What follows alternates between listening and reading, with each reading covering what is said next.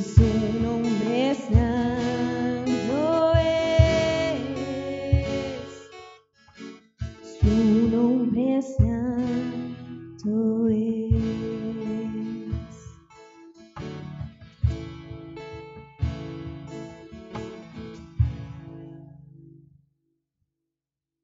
Vamos a orar. Señor, te agradecemos, Señor, por tu amor. Gracias te damos, Señor, por tu fidelidad, Señor. Te adoramos, te exaltamos, Señor. Y tenemos nuestra confianza, Señor, completa y plena en ti. Que pase lo que pase, Señor, somos tuyos. Y sabemos, Señor, que para nosotros está esa expectativa, Señor, de tu regreso por tu iglesia, Señor. Oramos, Señor, para que afirmes nuestros corazones, que nuestra fe esté firme, que nuestros principios, Señor, estén fundados en tu palabra, Señor, y podamos, Señor, mantenernos, Señor, en medio de este tiempo. Y no solamente mantenernos, Señor, sino también poder crecer, aprender lo que tú nos quieres enseñar, quizás a través de esto, Señor, y también poder llevar esto a otros, Señor. El mensaje que es tan importante hoy, Señor. La esperanza es Cristo. Oramos, háblanos, Señor, en esta noche. Bendice a cada uno en sus hogares.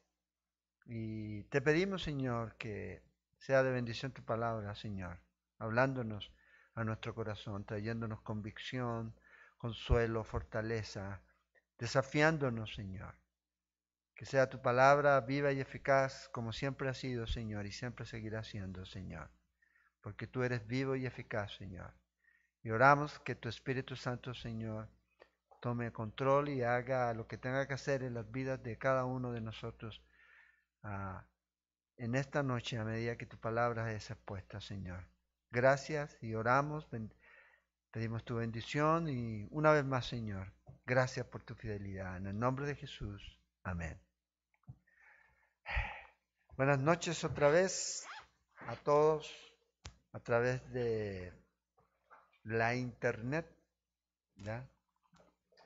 Damos gracias al Señor porque podemos a través de este medio poder tener este contacto en cuanto a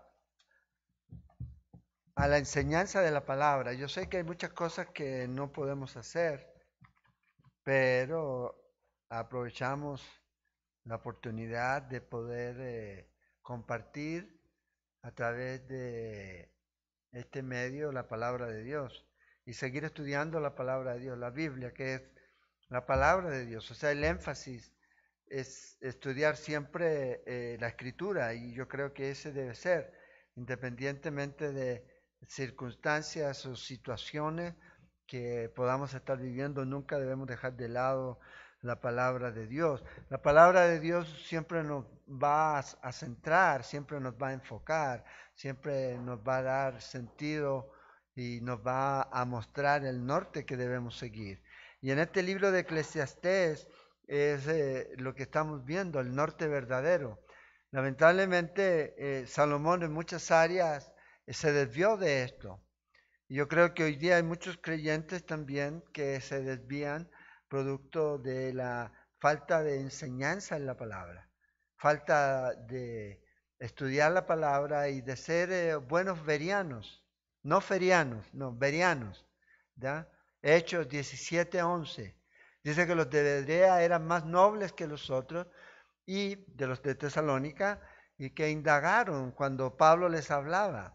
Entonces, a veces usted mira y ve personas que hablan por medio, a veces, o escriben a través del internet y pueden tener títulos académicos, pueden tener doctorados y todo lo demás, pero lo que realmente uno tiene que ver es qué es lo que realmente dice la palabra de Dios, no la opinión teológica que alguien pueda tener con respecto a algún tema en particular, especialmente en este tiempo. Y como decimos, la palabra no se equivoca.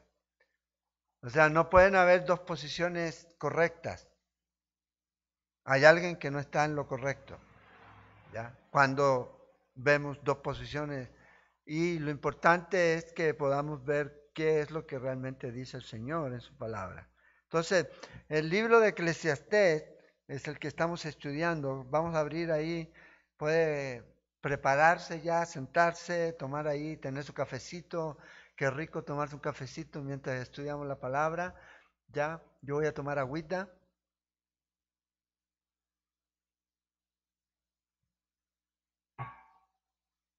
Y capítulo 5 del libro de Eclesiastés. Como hemos visto a través de este libro, es un hombre tratando de poder explicar muchas cosas desde una perspectiva humana, pero también observando y que nos puede ayudar esta observación a nosotros para poder entender un poquito más a veces los problemas, las dificultades, las diferentes situaciones que se pueden dar, ¿ya? Entonces, capítulo 5, vamos a mirar aquí varias cositas que yo creo que son interesantes. Y vamos a empezar hablando un poco de adoración. Adoración. ¿Qué es lo primero que se le viene a usted a la mente, ¿ya? Cuando hablamos de adoración? Si tiene un lápiz ahí, un cuaderno en su casa donde está, puede anotar qué es lo que se le viene. Anote a ver qué es lo que se le viene cuando hablamos de adoración. Mucha gente a lo mejor va a escribir o está escribiendo, cantar, levantar las manos, aplaudir, ¿ya? Una serie de cosas aquí. Y sabemos que el cantar definitivamente es parte de, o puede ser parte de esta experiencia de la adoración aquí. Pero por seguro la adoración es más que hacer algo, es ser algo. Tiene que ver con un estilo de vida aquí. Y la idea de esta palabra de adoración, en la palabra latina de adorar, transmite la idea de algo que tiene valor. Y en el griego tiene la idea de alguien que se arrodilla delante de o se postra delante de. Y cuando nosotros hablamos de adoración, se trata de eso. Se trata de darle valor a Dios al expresar nuestro amor, al expresar nuestra devoción, al expresar nuestra gratitud. Al reconocer, cuando adoramos a Dios, estamos diciendo, Él es el ser más especial. Dios es el ser más importante, más especial del universo. No hay otro. No sé si usted tiene otro, pero ese es el más importante y ese es el más especial. Es el único digno de toda nuestra adoración. Por eso podemos darle a Él nuestra adoración y mucho más. Y además podemos darle nuestro amor y afecto porque es personal. Podemos relacionarnos con Él aquí. Entonces, cuando estamos hablando de adorar, ¿ya? Implica un estilo de vida. Usted no viene a adorar, sino que viene y vive adorando. La adoración tiene que ver con la actitud de espíritu, debido a que es una acción interna que se produce en nosotros, que está en nosotros y es individual. Eso quiere decir que yo estoy constantemente los 7 días de la semana adorando a Dios. Entonces cuando la gente dice voy al templo a adorar, no, usted ha estado adorando, usted va a llegar adorando aquí. La idea de adorar se trata de caminar y glorificar a Dios, de darle valor a Dios. Y esto es lo que aquí en este parte, en estos primeros versículos, Salomón va a hablar aquí. Fíjense, Salomón nos ha paseado a través de sus observaciones en el mercado, en la carretera, en el palacio, y ahora nos va a llevar al templo. El templo era ese lugar que Salomón había construido, había levantado. ¿Se acuerdan? David dijo que él lo quería hacer. Dios dijo, no lo vas a hacer tú, lo va a hacer tu hijo. Y era algo tan increíble, tan magnífico, ¿ya? En cuanto al hecho de que la estructura y todo lo que este templo tenía fue supervisado y dado por David a su hijo antes de morir. Estaban los planos, estaba todo aquí. Cuando terminó Salomón de construir el templo, vio que la gloria de Dios invadió ese lugar y los sacerdotes y todos los que podían ministrar ahí no podían hacerlo. Y Salomón declaró esto: si los cielos de los cielos no te pueden contener, ¿cuánto menos esta casa que he edificado ahí? Y de este lugar es donde Salomón estaba observando. Una de las cosas importantes con respecto al templo era el lugar que se había determinado para que la gente viniera a encontrarse con Dios. Los pecadores vinieran a encontrarse con Dios. El templo era un lugar de culto, el templo era un lugar de oración, el templo era un lugar de derramamiento de sangre, el templo era un lugar de sacrificio por el pecado. Fíjese, todo esto era lo que el templo representaba. Y todo esto fue cumplido por Cristo Jesús. Todo esto apuntaba hacia la persona de Jesús. Y ahora ya no es el templo, ahora ya no es un lugar físico, sino que ahora el lugar establecido, mandado, prescrito es donde el pecador se puede encontrar con Dios, es en Jesús. Es ahí de donde tiene que ir, aquí. Y fíjate, Salomón ahora ya anciano, ya mayor, está mirando al templo y está viendo cómo la gente viene a adorar al templo. Cómo la gente hace sus votos en el templo. Y comienza a darse cuenta de que falta sinceridad. Entonces los primeros 7 versículos aquí del capítulo 5 habla acerca de la adoración y cómo acercarse a Dios. Y aquí va a mostrar el contraste entre lo que es sabio y lo que es necio, el que es sabio y el que es necio, en su forma de acercarse a Dios. Fíjese, el versículo 1 del capítulo 5 de Eclesiastés dice: cuando fueres a la casa de Dios, guarda tu pie. Lo primero dice aquí: cuando fueres, guarda tu pie. La idea de guardar tu pie es: mira dónde pisas y recuerda dónde vas. Acércate más para oír que para ofrecer el sacrificio de los necios, porque no saben que hacen mal. Entonces, Salomón está diciendo: cuando usted vaya a la casa de Dios, le dice Salomón, bueno, sea prudente, esté atento cuando vaya.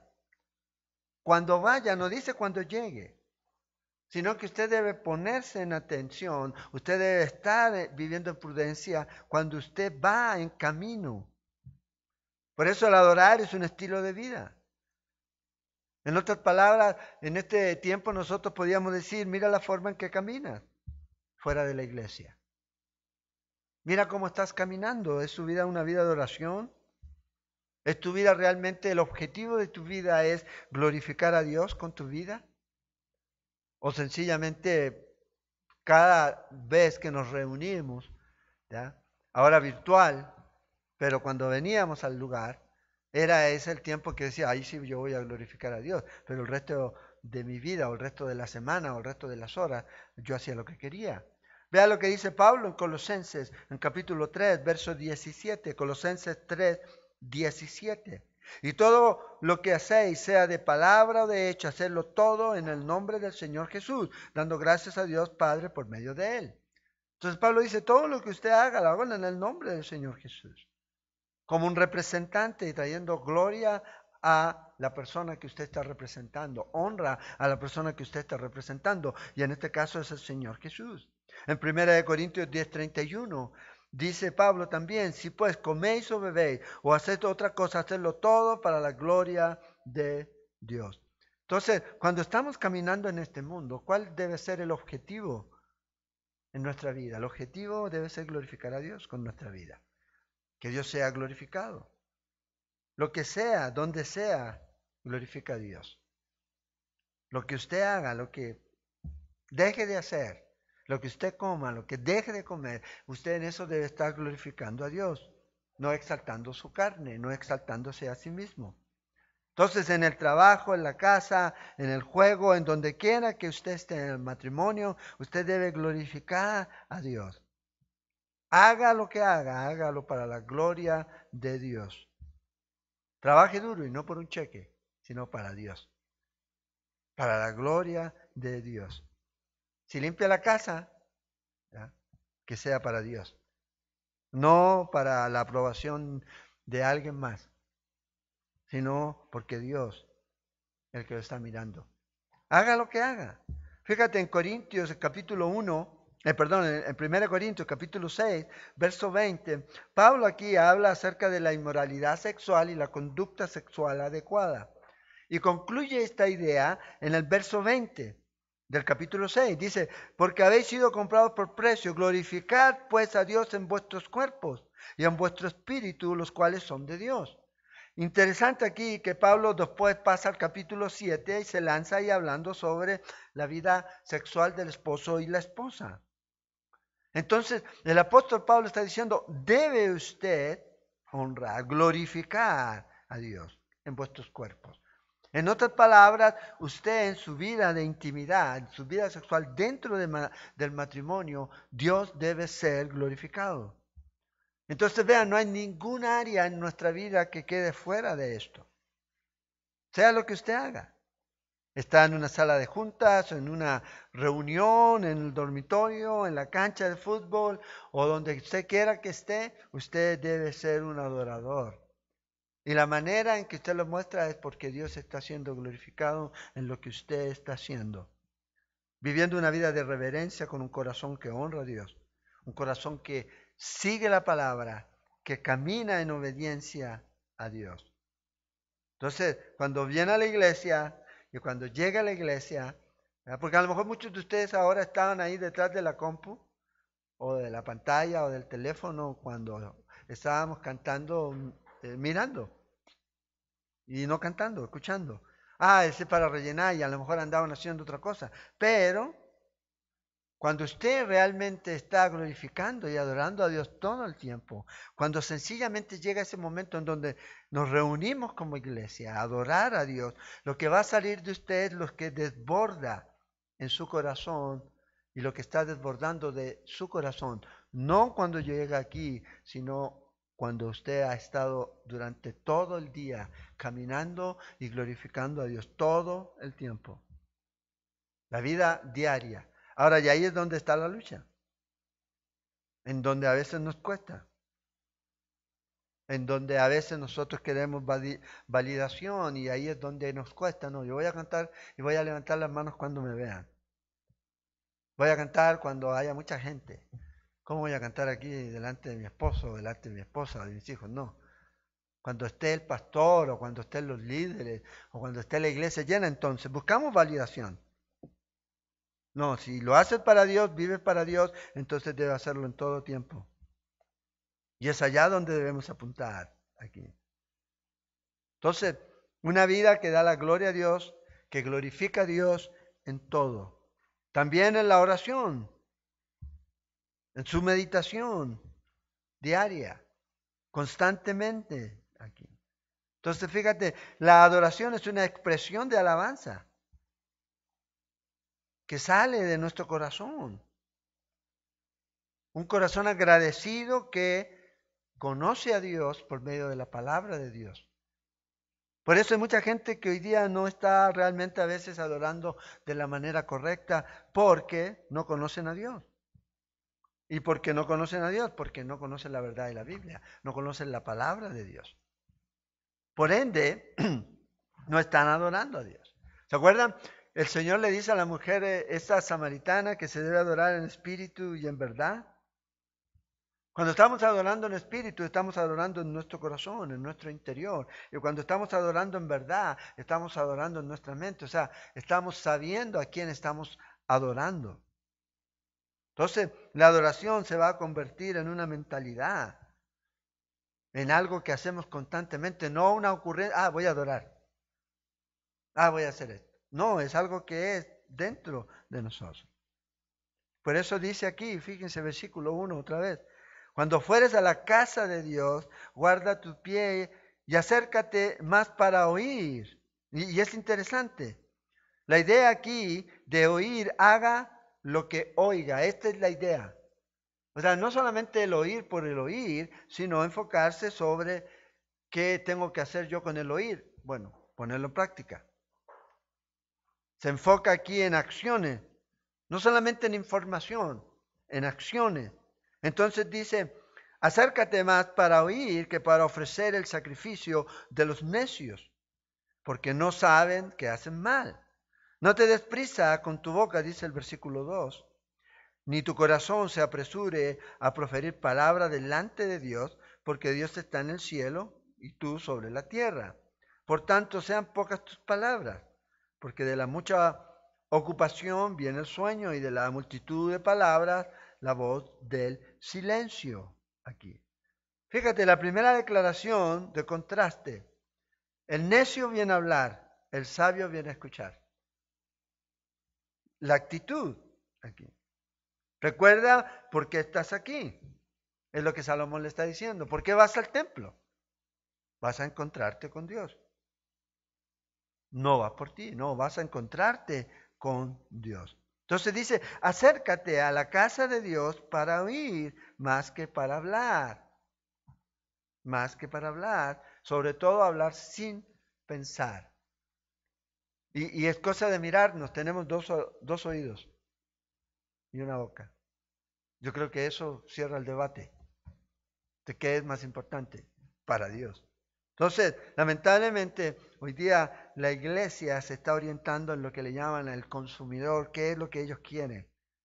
Cuando la gente va a la iglesia es, ¿qué hay para mí? Esa es la idea aquí. Y la gente, ay, el sermón me bendijo. Y cuando no te bendijo, ¿qué? Estuvo malo el sermón. Porque estamos enfocados en nosotros. Y si el sermón habla de mí o sobre lo que yo a lo mejor pienso que yo estoy haciendo y lo estoy haciendo bien, entonces me siento mejor. Pero no, no se trata de eso, se trata de Dios. Y hoy día ya con un grupo de música, por ejemplo una guitarrita y un cajón, ya no es suficiente, hay que tener muchos grupos, mucha gente que dirija. ¿Quién va a estar en la alabanza hoy día? Oh, hoy día va a venir Gilson. La iglesia se llena. Entonces puedo ir y adorar a Dios. ¿Y qué pasa cuando está Gilson? Bueno, llevamos a Jesús Adrián. Entonces la gente va. Y adoramos a Dios. Daniel Montero, no sé, para atrás, a los que usted escucha, a Marcos Witt y todos esos, que no digo que sean malas personas, ni que no sean cristianos, pero el enfoque es, da lo mismo si están ellos o no, porque ¿a qué va usted a adorar? ¿O a qué va usted a la iglesia? ¿A adorar a Dios? ¿O a escucharlos a ellos? ¿O a ser parte de la adoración? ¿O solamente a ser un espectador aquí? Entonces, aquí hay que tener cuidado. Acuérdense, la adoración se trata de Él, no de nosotros. Y las canciones deben enfocarse en eso. Por eso necesitamos ese compañerismo, ese participar, pero se trata de Él, no se trata de nosotros. O sea, yo sé, usted puede venir y ahora nos extrañamos un montón. ¿Ya? ¿Cuántos se extrañan? Pongan ahí, nos extrañamos. ¿Sí? Pero cuando usted llega, en realidad no se trata del hermano y de la hermana y de aquel, se trata de Él. Usted vino a encontrarse con Él. Y es en esa relación que usted comienza a relacionarse con los hermanos entendiendo que Él es lo más importante. No yo, y no solo llego y hablo de mí todo el tiempo. Yo. No. Entonces, la participación en la adoración es muy importante. El llegar a una congregación y no participar de la oración es algo de los necios. Y no hacerlo de la manera correcta. ¿Se acuerdan ustedes cuando Saúl sacrificó las ovejas? Y el Señor que le había dicho, mata todo. ¿Ya? Ese es un sacrificio necio. Dios quiere obediencia más que cualquier cosa. Entonces, aquí el asunto es escucharlo a Él. Es venir a adorarlo a Él. Porque Él es el glorioso, Él es el excelso, como dicen algunos. Él es sobre todo aquí. Yo cuando llego aquí, llego con ese corazón preparado, listo para adorar y escuchar. Eso es. La alabanza es, a veces la gente desperdicia ese tiempo. Pero no, es un tiempo precioso. Pero es algo que debemos estar haciendo constantemente aquí. Y fíjate, también habla aquí acerca de muchas palabras, pocas palabras. ¿Ya? La idea aquí es también de la oración. Cuando usted venga, sepa con quién va a tratar. ¿Ya? Y usted, por ejemplo, si va a hablar con el presidente o con alguien de una empresa, un gerente, lo que sea, bueno, usted va pensando y va a tratar de articular de mejor manera o la manera mejor las palabras y poder comunicarse y expresar lo que quiere expresarle a esta persona aquí. Y es lo mismo con Dios. Hay personas que lamentablemente llegan cuando oran al tiempo de oración y comienzan a divagar. Divagan con Dios. Así. Van. Vea lo que dijo el que escribió El progreso del peregrino, John Bunyan. Dice, en la oración es mejor tener un corazón sin palabras que tener palabras sin un corazón. Entonces a veces hay demasiada palabra en la oración. Spurgeon decía, no es la duración de nuestras oraciones, sino la fuerza de nuestras oraciones lo que hacen la diferencia. Y el ejemplo de esto es los profetas de Baal. O adoraban y gritaban, se rasgaban el cuerpo, ¿verdad? Y clamaban a su Dios. ¿Y cómo oró Elías? ¿Hizo una oración de 5 horas? ¿Se paró? No. Corta, directa, llena de fe. Porque él sabía quién era su Dios. Aquí. Y Dios escuchó la oración. Y la contestó de una manera increíble. Hay un señor, un pastor que ya está con el Señor, decía esto, y lo encontré muy interesante. Cuando uno ora en una reunión, los primeros 3 minutos, todos oran con él. Si continuara otros 3 minutos, todos orarían por él. Si continuara otros 3 minutos, los demás comenzarían a orar en contra de él. Entonces, y tiene a veces sentido, porque a veces estamos divagando, diciendo cosas que a veces no tienen sentido. Y debemos tener cuidado a veces en palabras, palabras, palabras. El hecho de que yo diga muchas palabras no hace que mi oración sea más poderosa, sino que yo necesito ser puntual a lo que voy, a orar, a orar. Y a veces la gente, ay, que espiritual es hermano, porque ora 3 horas. Está bien si ora 3 horas, pero eso a Dios no lo impresiona. Acuérdense, cuando usted ora, ¿quién está orando? ¿Quién quiere que lo escuche? Entonces eso es importante. Ahora fíjate en el versículo 3, dice, porque de la mucha ocupación viene el sueño y de la multitud de las palabras la voz del necio.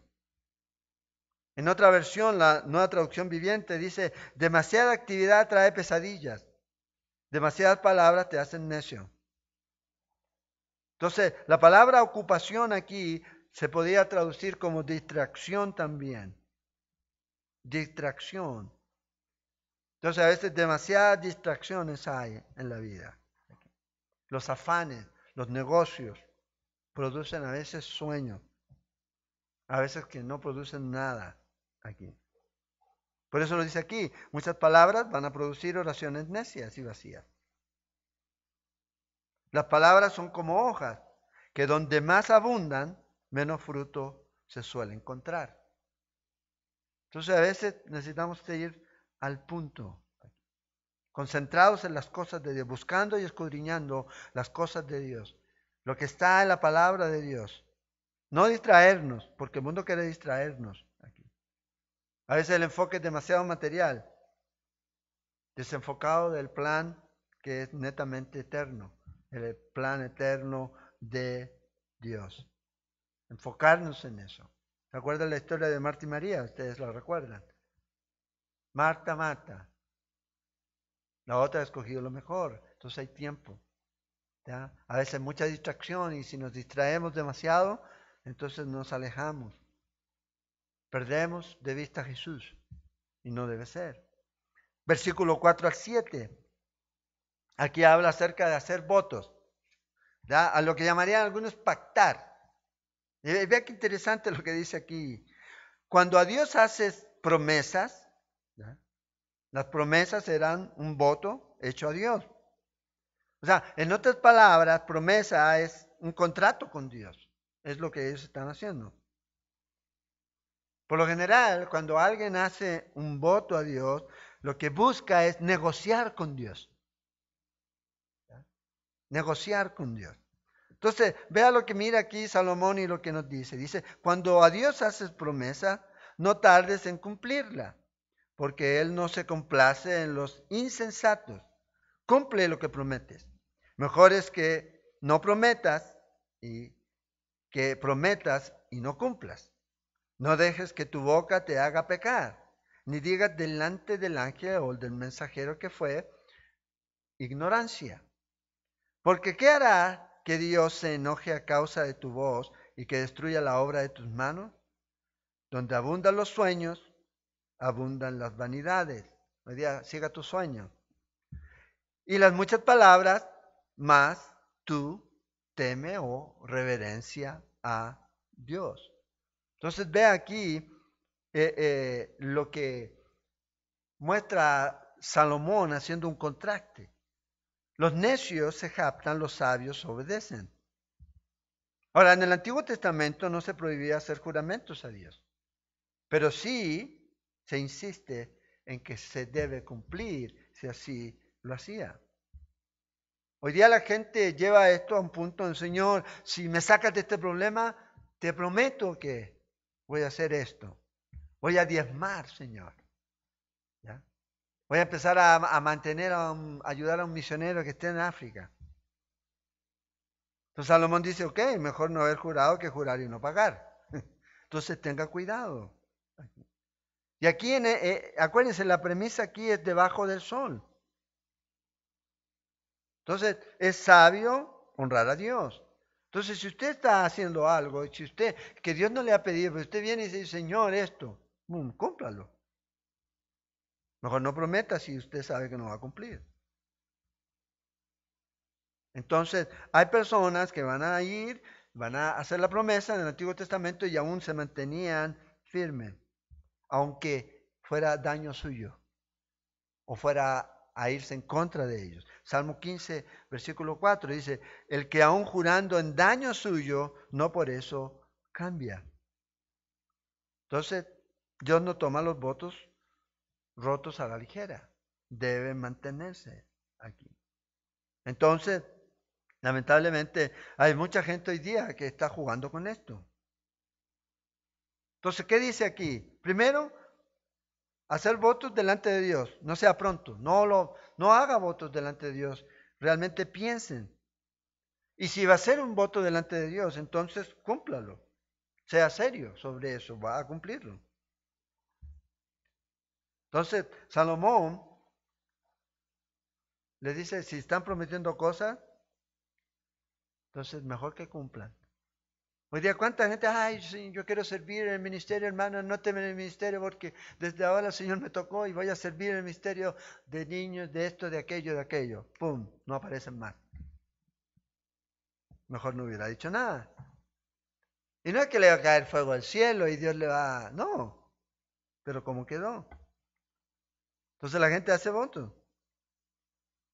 Y cuando no lo cumplen, además vienen y hacen la excusa. Ponen la... es que no lo pude cumplir. Error, mejor no lo hubiera hecho. Entonces tienes que crecer, tienes que madurar. Y tienes que ser un hombre de palabra, mujer de palabra, que tú sí seas sí, tú no seas no aquí. Lamentablemente, y a todos nos ha pasado probablemente, cuando estamos en situaciones difíciles hacemos votos. Señor, si me sacas de esto, yo voy a hacer esto, voy a hacer aquello. Pero a veces no lo cumplimos. Fallamos ahí. Entonces, yo fallo, Dios no falla. Eso es claro. Él cumple sus promesas, nosotros fallamos. Entonces, en vez de ser yo un cumplidor de promesas, yo prefiero ser un creyente de promesas. Y ese es lo mejor, crear las promesas de Dios. Y no anda haciendo promesas. Como algunos, hey, te juro por esto, te juro. No, estamos en la voluntad de Dios aquí. Entonces, ser fiel. Pero sepa una cosa, Él siempre va a permanecer fiel aunque usted y yo fallemos. Él no va a fallar. Y por eso debemos honrar a Dios. Honrar a Dios. Entonces, una de las cosas que he aprendido en estos años es sencillamente eso, a no hacer voto. A no prometer a Dios toda la semana, Señor, esta semana voy a orar más. Y llegaba la próxima semana, Señor, voy a orar más. Eso quiere decir que fallaste. Y seguimos en lo mismo. Esta semana voy a tener más tiempo de devoción. Voy a levantarme más temprano, Señor. No, Señor, esta semana sí que es. Entonces fallaste. Y seguimos aquí. La próxima semana sí que lo hago. Entonces a veces pasamos constantemente y era algo que a lo mejor a usted le pasa todavía, en prometer. ¿Sabe? Yo pienso que cuando usted está prometiendo algo, es realmente confiando en su propia carne y no en Dios. Y es por eso que tenemos que llegar a esa comprensión de la gracia de Dios. Cuando llega usted a comprender realmente la gracia de Dios, usted deja de hacer votos, deja de hacer promesas a Dios. Prometer ser mejor es realmente confiar en su carne, confiar en su carne y no estar confiando en Dios. Entonces, como mi carne falla, entonces, ¿qué creen ustedes que pasan con mis promesas? Fallan también, no las voy a cumplir. Y no quiere decir que no tenía una buena intención, quería hacerlo. Pero el punto es que no tenía el poder para hacerlo. Ahora, tenemos que entender que Dios nos acepta tal como eres. Dios te acepta como tú eres en Cristo, no en tu justicia, no en tus obras, no, en Cristo Jesús. Entonces, ¿qué es lo mejor que podemos hacer? Bueno, si Él me acepta en Cristo Jesús, voy a dejar y vivir en función de eso. Verme completo en Cristo Jesús y dejar que Cristo Jesús trabaje en mi vida. Y dejar de andar prometiendo cosas que no puedo cumplir. Porque al final es eso, quiero confiar en mi carne. Entonces, no ande ahí, voy a prometer y hago esto. Si usted va a hacer y delante de Dios, no es porque Dios le esté pidiendo nada. ¿Ya? ¿Se acuerdan el juez este que prometió el primero que saliera de la casa, ¿ya? Que lo iba a sacrificar al Señor? Dios no le pidió eso, pero Él lo hizo. Él lo hizo y luego, bueno, se amarró por sus propias palabras.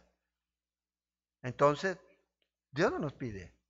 Entonces, ¿qué es lo que usted necesita? Es identificarse en Cristo. Y cuando usted está en Cristo, Cristo va trabajando en usted y Él le va a dar a usted lo que usted necesita.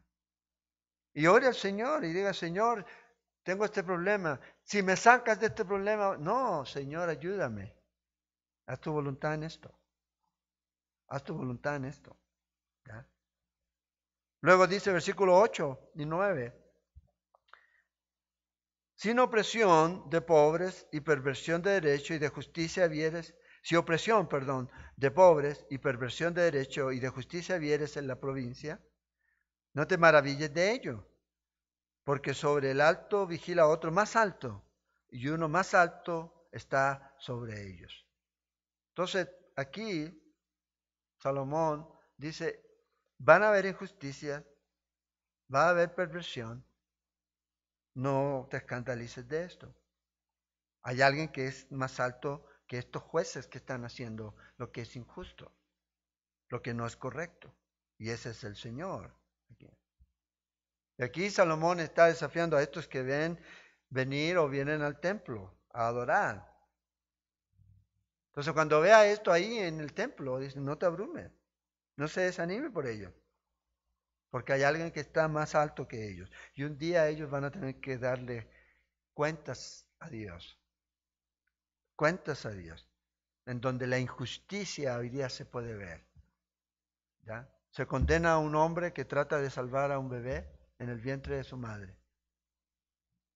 Y se deja libre a alguien que asesina a un bebé en el vientre de su madre. Todas esas injusticias un día van a tener que dar cuenta. Se van a tener que parar delante de Dios.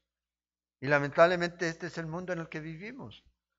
Porque a veces pensamos, es que cómo está malo el mundo y qué esperábamos. ¿Qué esperábamos? Las tinieblas están cada vez más.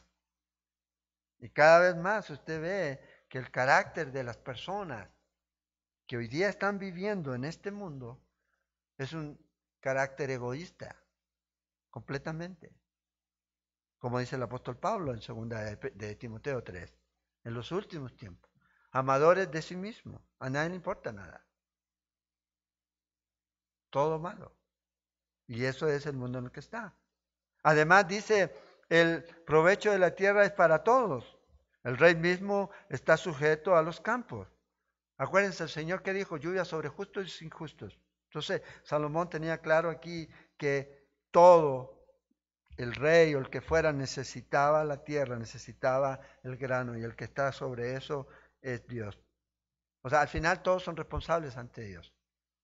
Y el rey en ese tiempo no podía estar sin el grano. No importa la grandeza que lo rodeara, si no había grano, no era nada. Y Dios estaba en control de todo. Ahora, del versículo 10 hasta el final, comienza aquí Salomón a desafiar algunos mitos. Mitos interesantes. Mitos, por ejemplo, sobre la riqueza. ¿Quién sabía más sobre riqueza? Bueno, Salomón. Para muchos el hombre más rico de todos los tiempos. Puede ser.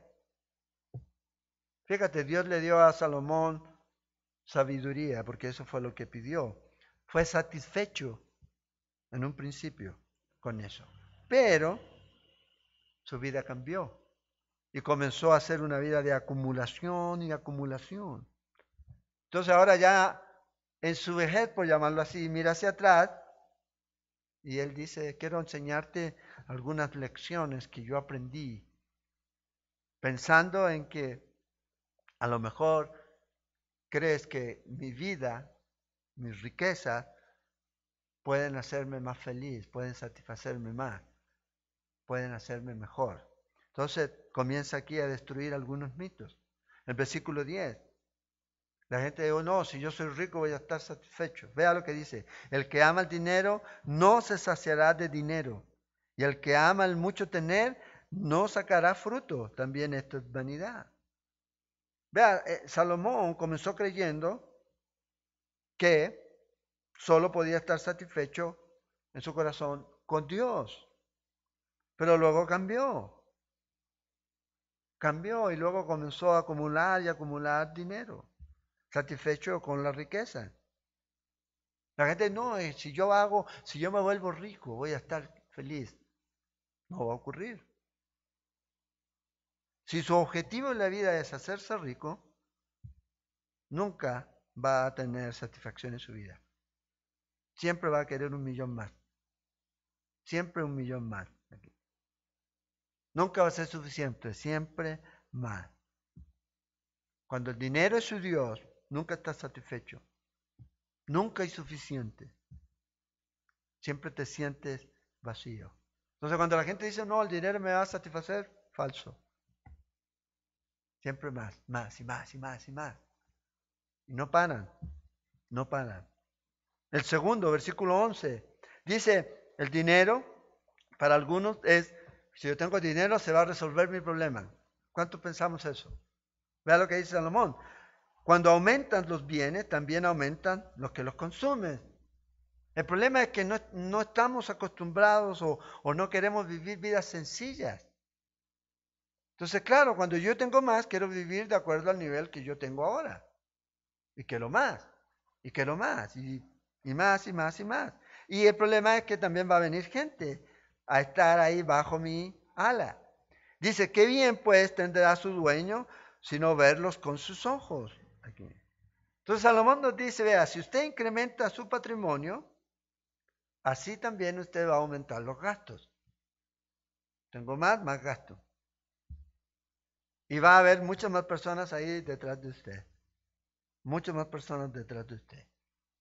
Entonces, yo creo que la clave en todo esto, hoy día, con esto que estamos viendo, con los problemas que se pueden venir a veces de salud, pero que a veces son más económicos en muchos lugares, es que los cristianos están dejando o han dejado de vivir vidas sencillas y simples.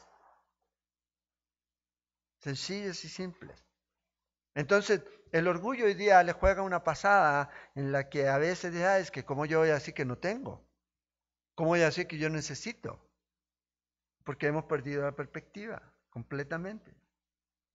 ¿Por qué? Porque tuvimos un poquito, ahora tenemos un poquito más, queremos mantener el mismo estatus, no podemos, no podemos. Entonces, piensas que todo el problema se va a solucionar teniendo más riqueza, no es así. Vas a generar más problemas, porque ya no vas a querer un carro de hace 6 años, vas a querer un carro del año, porque tienes más. Bueno, más marchamos, más esto, más esto, más esto, todo lo demás. Y más, una casa más grande, un mueble más grande, y así va, y así va. Y tienes más problemas. Tienes que tratar de mantener lo que tienes aquí.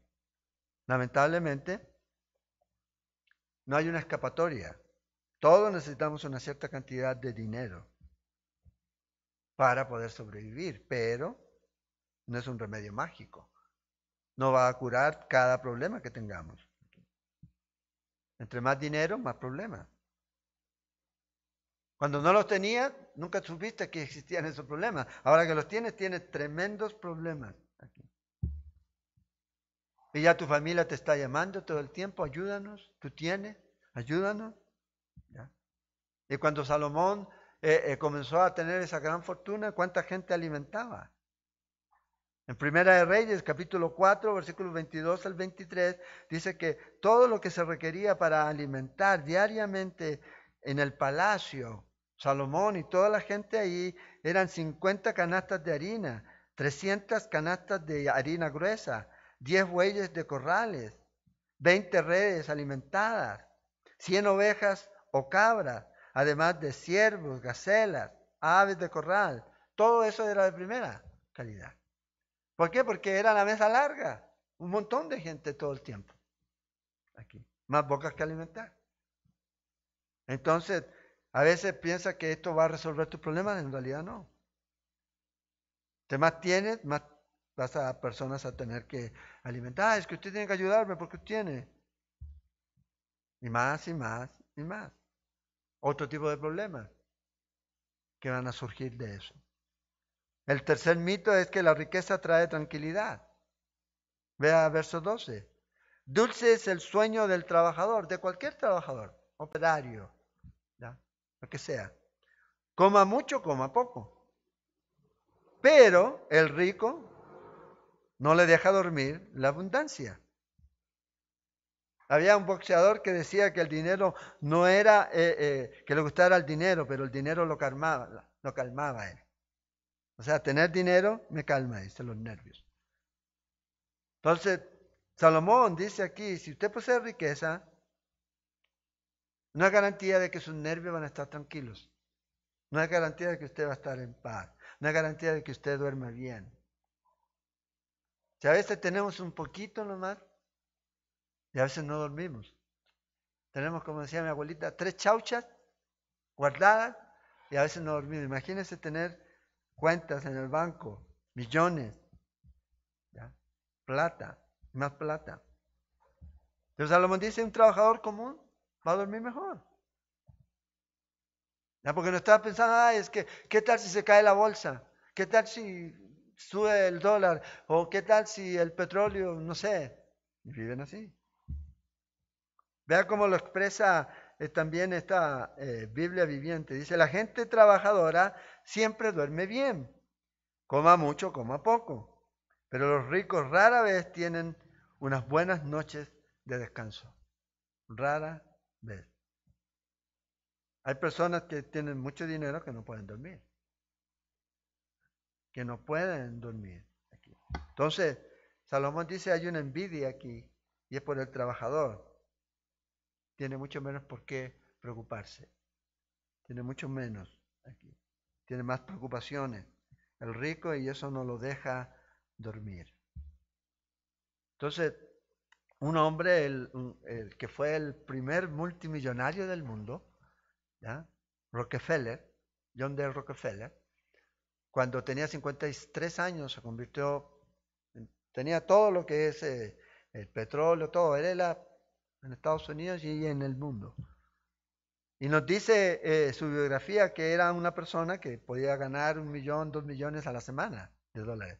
Así de fácil. Pero era un enfermo que vivía, era una persona enferma, que vivía galletas y leche y no podía dormir debido a la preocupación. ¿Cuándo cambió esto? Cuando comenzó a dar de su dinero. Su salud cambió. ¿Y sabe cuál es la máxima que él usaba? Y vivió hasta los 98 años. Muchos pensaron que los 53 no pasaba. Vivió hasta los 98 años. La máxima que él comenzó a usar en su vida era la John Wesley. ¿Y cuál era la máxima de John Wesley? Gana todo lo que puedas, guarda todo lo que puedas y da todo lo que puedas. Y él vivió de esa manera. Pero mientras él tenía, no dormía. Después ya comenzó, tranquilo, a confiar y a dar. El cuarto mito es que las riquezas proporcionan seguridad. Versículos 13 al 17. Hay un mal doloroso que he visto debajo del sol. Las riquezas guardadas por sus dueños para su mal. Los avaros, las cuales pierden en malas ocupaciones. Estos que hacen malos negocios. Y a los hijos que engendraron nada les queda en la mano. Como salió del vientre de su madre, desnudo así vuelve. Y ese es un principio. Nadie lo puede eludir. Lo que más, si usted es creyente, ahí va a pedir, a lo mejor póngame una Biblia en la mano cuando me entierren, para que la lea quién, no sé, pero hay gente que es lo máximo que puede llevar, pero no se lleva nada más, nada más. Yéndose tal como vino, y nada tiene de su trabajo para llevar en su mano. Este también es un gran mal, que como vino, así haya de volver. ¿Y de qué le aprovechó trabajar en vano? Además de esto, todos los días de su vida comerán tinieblas, con mucho afán y dolor y miseria. Aquí. Entonces vea lo que aquí está observando Salomón, que las riquezas no bendicen la vida de cada persona rica, especialmente a estos que guardan sus riquezas de una manera poco generosa. ¿Ya? Esos que guardan puño cerrado.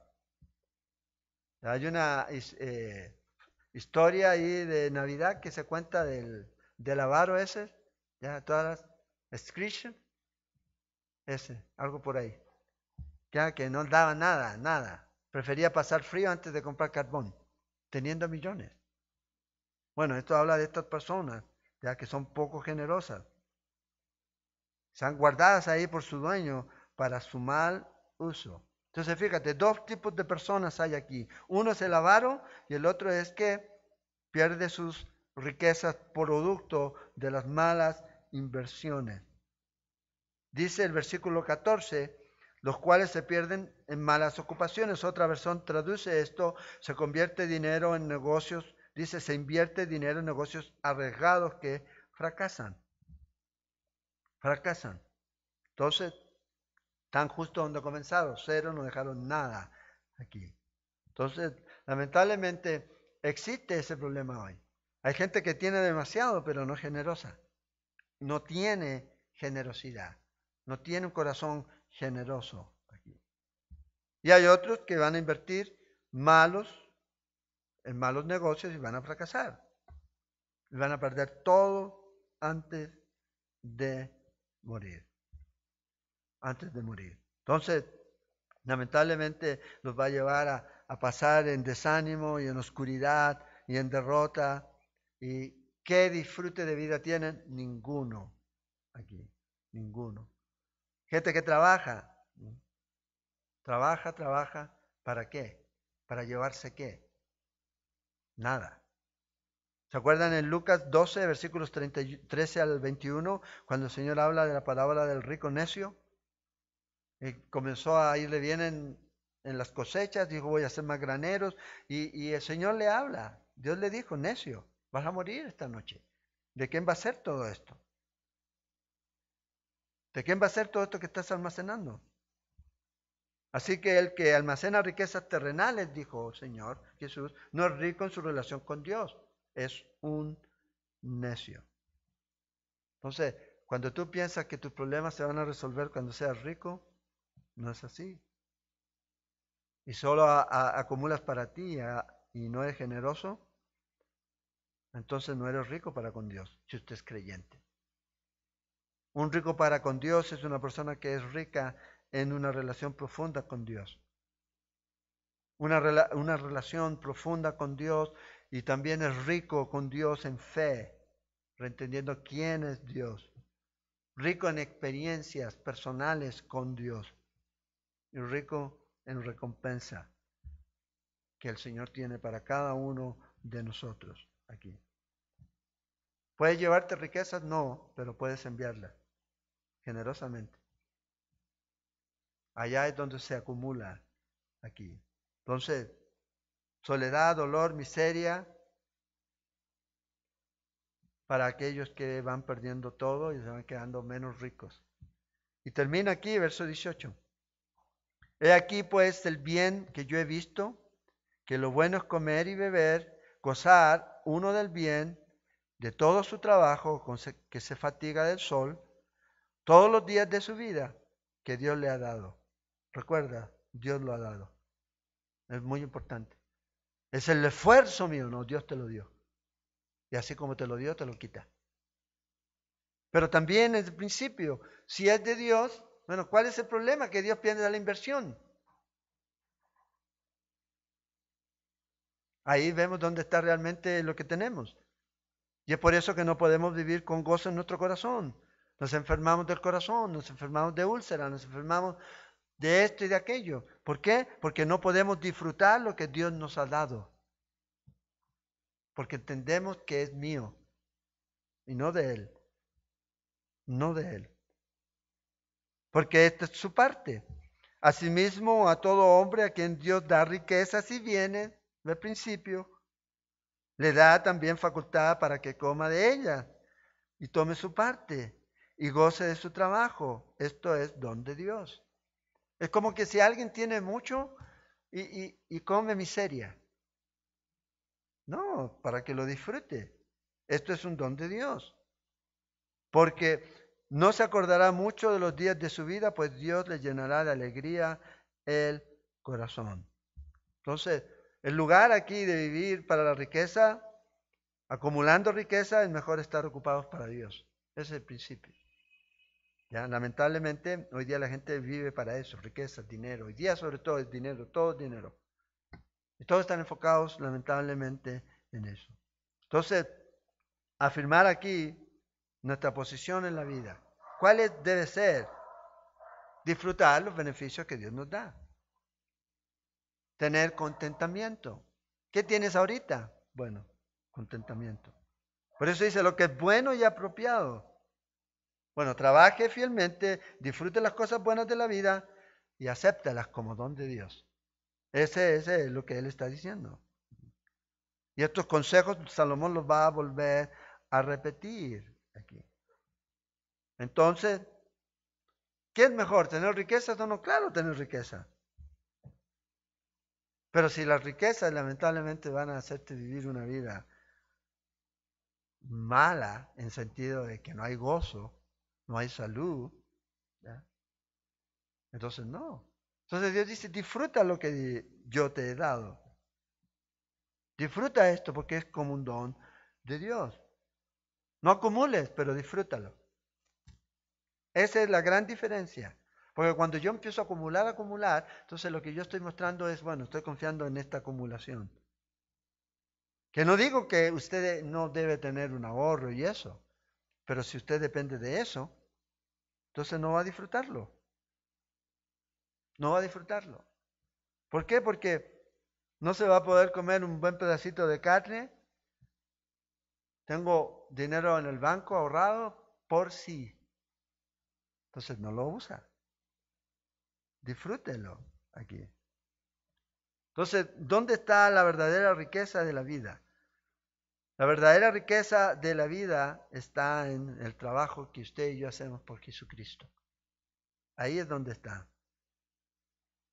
Cuando usted y yo vivimos para Él, entonces es donde hay verdadera riqueza. No hay una verdadera riqueza aparte de eso. Todo lo demás es pasajero. aquí. Entonces hay un contraste entre vivir ahora o vivir para siempre. O vivir en el presente o vivir para lo eterno. En la perspectiva que uno tenga. En 2 Corintios 4:18 dice, no mirando nosotros las cosas que se ven, sino lo que no se ven. Pues las cosas que se ven son temporales, pero lo que no se ve son eternas. Lo trágico es cuando la gente vive para solo lo temporal, solo lo material. ¿Qué ocurre cuando su vida llega al final del camino? Si usted ha vivido solo para eso. Pero cuando usted ha vivido para lo eterno, entonces el asunto cambia. ¿Por qué? Porque una vida rica, plena, es la vida que se vive para Cristo. ¿Y cuáles son las riquezas que usted va a llegar a obtener? Cuando usted llegue al final del camino, va a comenzar esa herencia eterna para los santos de Dios en Cristo Jesús. Antes de eso no. Pero ahora estamos en eso. Entonces, las riquezas que nosotros podamos acumular, si realmente no estamos siendo generosos, estamos solo acumulando. En realidad, no van a ser de ninguna bendición. Porque si Dios me dio algo, es para que yo pueda bendecir a alguien. No solo para mí. Es que mi familia sí. Pero también Dios nos da para poder ayudar a otros. ¿Y cuándo es el tiempo a veces de dar? Es el tiempo de la crisis. De ser generosos. Y si me falta, ¿y en qué confía usted? ¿En quién confiamos nosotros? Nosotros hacemos nuestra parte. Sí. Pero nuestra confianza absoluta está en el Señor Jesucristo. Él es nuestro proveedor. Tratamos de administrar correctamente, pero tampoco queremos acumular riqueza. Como creyentes, ¿ya? Si tenemos riqueza, si vemos a nuestro hermano necesitado, hambriento, descalzo, y no lo ayudamos, porque digo, si yo saco eso, ¿qué va a pasar conmigo? Entonces, en realidad, no estoy conociendo a Dios realmente. Entonces, ese tiempo, un tiempo en donde debemos comenzar a mirar a Dios y a otros y dejar que Dios trabaje. Si Dios te ha bendecido, gloria a Dios. Disfruta lo que Dios te ha dado, pero no lo acapares para ti, sino también que sea de bendición para otros. Cuando vas a adorar, no es que llegas a adorar, llegas adorando porque es tu vida, es tu estilo de vida. Cuando ores, no necesitas 3 horas al punto y Dios te escucha. Y confía en el Señor. Y no hagas promesas, no hagas votos, ¿verdad? Sino sencillamente vive la vida cristiana, confía en el Señor y deja que Dios cambie y transforme tu vida. Y si estás en problemas, no le digas, ay Señor, si me ayudas, yo voy a hacer esto. Porque si lo haces, entonces tienes que responder. Y no es que Dios te va a andar cobrando, pero debemos tener cuidado con lo que decimos también. Y cómo respondemos a lo que decimos. Entonces, la próxima semana, si el Señor no ha venido, vamos a seguir ahí en Eclesiastés, capítulo 6. Vamos a hablar. Señor, gracias te damos por tu amor, por tu palabra, por lo que tú nos das, Señor. Te agradecemos por tu fidelidad, sabiendo, Señor, de que debemos tener contentamiento en nuestra vida. Ayúdanos a hacerlo, Señor, a estar contentos con lo que tú nos das, agradecidos con lo que tú nos das. Y también, Señor, a tener un corazón generoso, dadivoso, sabiendo, Señor, que tú nos has dado lo más grande. Y ayúdanos también, Señor, a dar de las bendiciones que tú nos regalas, Señor. Gracias, Señor, por lo que tú nos has dado y nos vas a seguir dando. Y oramos, Señor, para que podamos ser sensibles, Señor, en medio de esta necesidad, en medio de aquellas personas que están pasando situaciones en su vida, que también como creyentes y como iglesia podamos ser sensibles para poder también ser generosos y ayudar a aquellos que necesitan. Oramos para que el Señor bendiga a nuestros hermanos que mañana contraen matrimonio, que Dios los guarde, ¿ya? Y que Dios les bendiga este paso que están dando a Antonio, que bendigas a él y a su futura esposa. Oramos por ellos, Señor. Te pedimos por Edgar, Señor, en México, Señor, que restaure su salud, que lo anime, Señor, que lo fortalezcas. Es tu hijo, Señor, es tu siervo y oro para que tú, Señor, eh, le des, Señor, esa paz que sobrepasa todo entendimiento, Señor. Le des la fortaleza, Señor, el ánimo y la sanidad, Señor, que necesita. Dice a Lili, Señor, y a Matis, guárdale, Señor. Y así por nuestros hermanos, Señor, en Guatemala, la iglesia allá en Antigua, por Luis y por todos los que están ahí, bendícelos, Señor. Guárdales y úsale grandemente, Señor. Por Yoshimi, Señor, allá en Mérida, bendícelo, Señor, y continúa usándolo a él, Señor. A Roberto también en Mérida, Señor. A Luis en Cali, Señor. A Sergio allá en Costa Mesa. A Sergio, Señor, en Girona. Úsalo, Señor. Usa a Heriberto en Chile, Señor, para que compartan, Señor, tu palabra. Es el tiempo de que la gente escuche tu voz, no la nuestra. Es tiempo, Señor, de que tu palabra sea expuesta, Señor, y declarada en obediencia.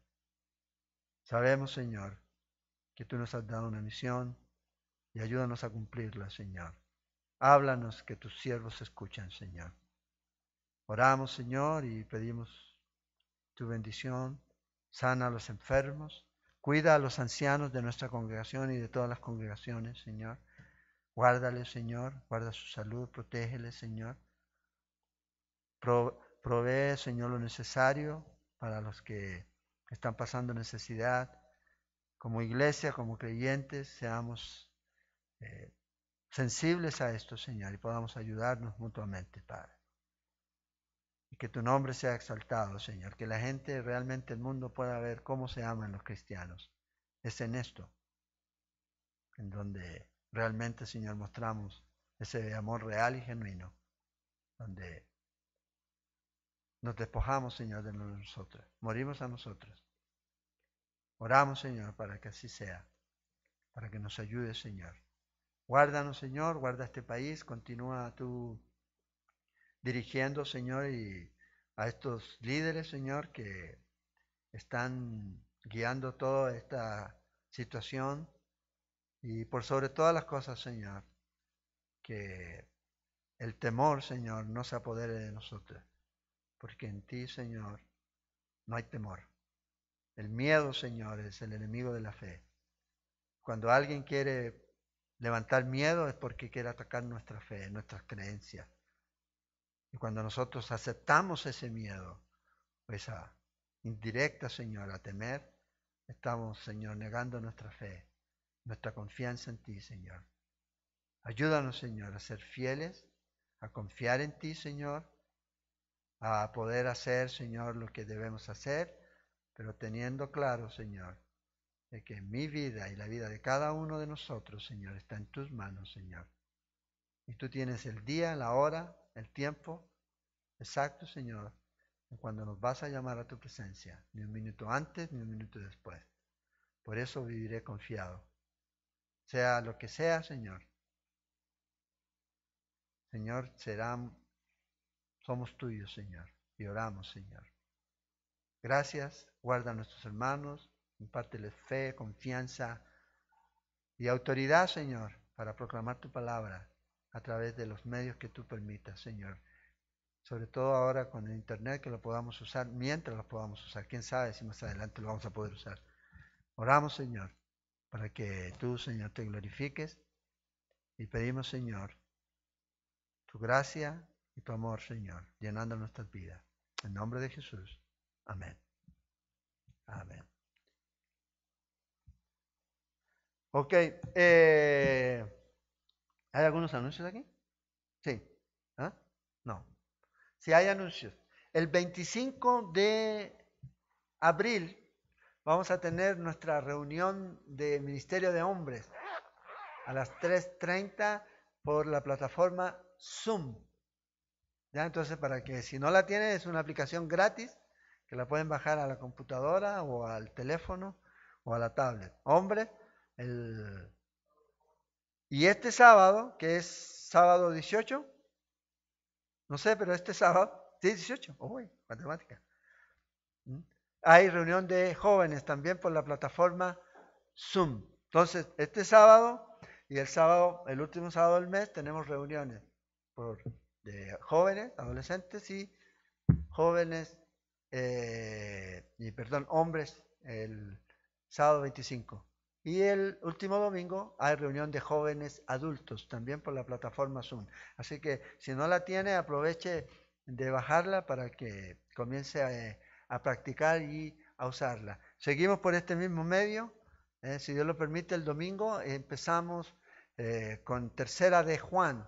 Ya estamos llegando al final del Nuevo Testamento. Entonces, Tercera de Juan, este domingo a las 9:30 de la mañana. Y usted sabe, las ofrendas y todo eso a través de transferencias, ¿ya? Y siempre aparece ahí o va a aparecer ahí en pantalla el número en el cual usted puede ofrendar para la iglesia, o si también quiere ofrendar para ayudar a familias, también póngale ahí para lo que es y vamos a usarlo para lo que usted lo da. Entonces, nada más, si Dios así lo permite, nos estamos viendo el próximo domingo. Tercera de Juan, Judas y Apocalipsis. Ya estamos llegando al final del Nuevo Testamento y al final de este mensaje. No digo al final de la vida, ¿ya?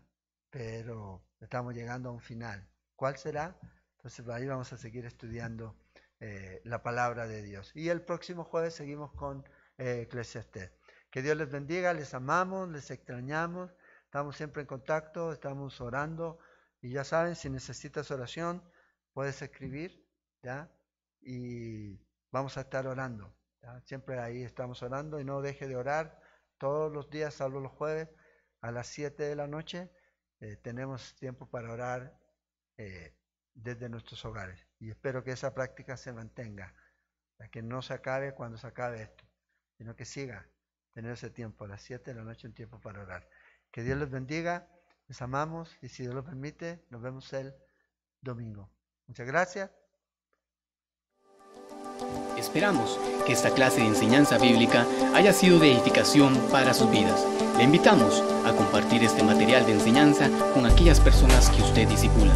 También le invitamos a ingresar en nuestra página web www.ministeriosela.com y a nuestro canal de YouTube Ministerio Sela, donde podrá encontrar